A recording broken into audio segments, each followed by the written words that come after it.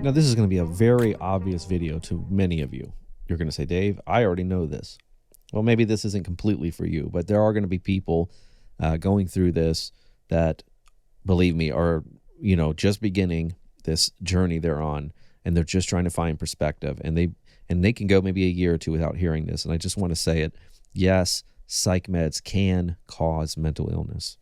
It literally, right? Hey, I got on this med to, treat my mental illness, quote unquote. I thought I was curing it, right? No. First off, we were putting a Band-Aid over it.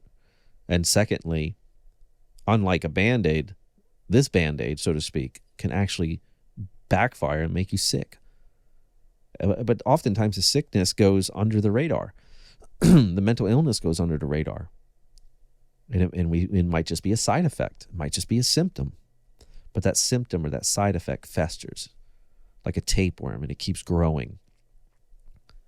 And that maybe it started with, I took this, and then I just started having, weird depression on the side.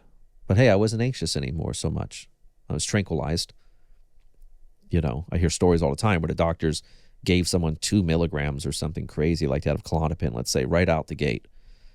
And they're walking around in a stupor almost, just sort of almost drooling. Like, yeah, I cured my depression. Well, you're a zombie now. What depression? I mean, psychologically, you're more depressed than ever now.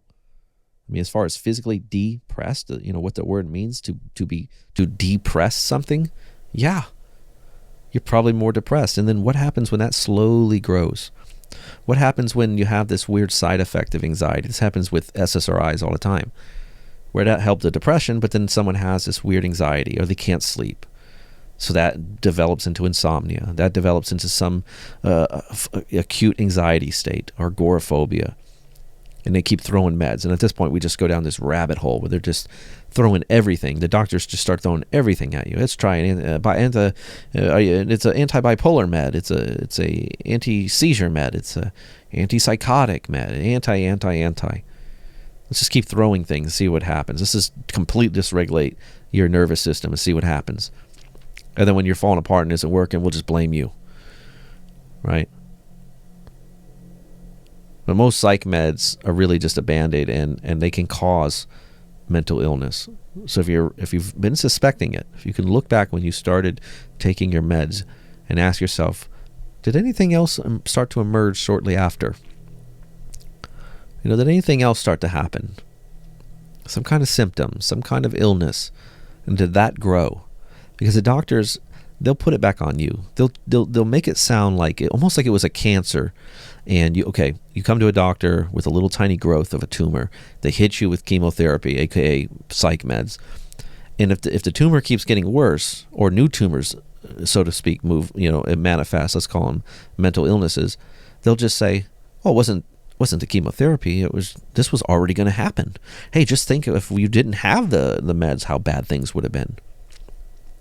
But I'll tell you, I've seen so much in mental health, mental illness, and the most mentally ill people, in my experience, have been people that were on the meds. It wasn't people that weren't on meds, outside of maybe bipolar meds. I think that's schizophrenia. I mean, those two, really the whole entire bulk, I would say 85-95% of big pharma psychiatry could be reduced down to, if you say, what is the most effective thing they do? If you had to justify keeping them around, bipolar, schizophrenia, people that are severely delusional, psychotic, out of their minds, the danger to themselves or society, this is where, meds may be your really only strong option. I mean, it's just an ugly fact. I mean, some people may even have to be tranquilized to a point they're just a danger. They're just a danger. They had a rare anomaly in their nervous system, and this is what they deal with. Some of them, I'm talking about more schizophrenics, paranoid, delusional, violent, potentially violent schizophrenics.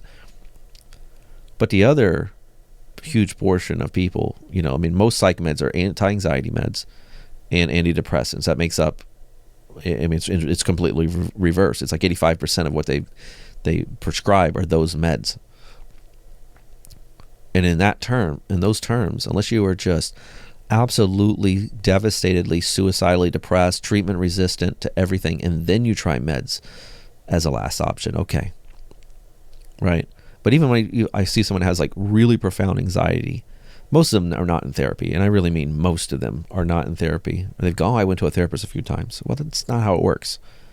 It's not a magical lamp you rub. It's not a series of, it's not a math formula that you just go to a mathematician and they figure out, they file your taxes or something. Like, you have to, you have to change the way you think and believe and behave, and this takes time. But 95% of the time, therapy, good life, and I'm not just about therapy, guys. I mean, I have a background in clinical psych, but much of what I talk about are the effects of things like exercise, neuroplasticity, spirit, creativity, diet, well-being, mental health, hygiene, nature, sunlight. It's 100 other things outside of just quote unquote therapy. In fact, therapy is only a piece of it. Therapy can be great if added in conjunction with these other things.